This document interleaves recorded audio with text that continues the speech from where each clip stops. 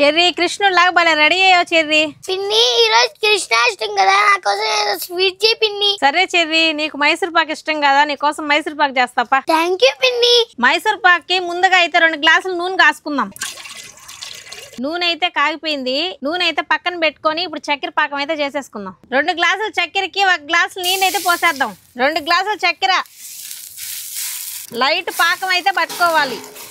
పాకం అయితే రెడీ అయిపోయింది. 1 గ్లాస్ శనగపిండి వేసుకుంటా అయితే కలుపుకుందాం. ఒకరు శనగపిండి వేసుకుంటా, ఒకరైతే కలుపుకుంటా ఉంటే ఉండలు అయితే కట్టకుండా ఉంటది. మనం కాసుకున్న వేడి నూనె అయితే పోసుకుంటా ఉండాలి. 1 గంట నెయ్యి వేసుకొని కలుపుకుందాం. తాంబూలంకి నెయ్యి అయితే అప్లై చేసుకుందాం. మైసూర్ పాక వాసన రాగానే ఇట్లా పొంగిన తర్వాత తాంబాల తట్లు అయితే వేసుకోవాలి. డైమండ్ షేప్ లో అయితే ఇప్పుడైతే కట్ చేసుకుందాం. మైసూర్ పాక అయితే రెడీ అయిపోయింది. ఇప్పుడు టేస్ట్ చూసి ఎలా ఉందో చెప్పు చీరమ్మా. సరే పిన్ని.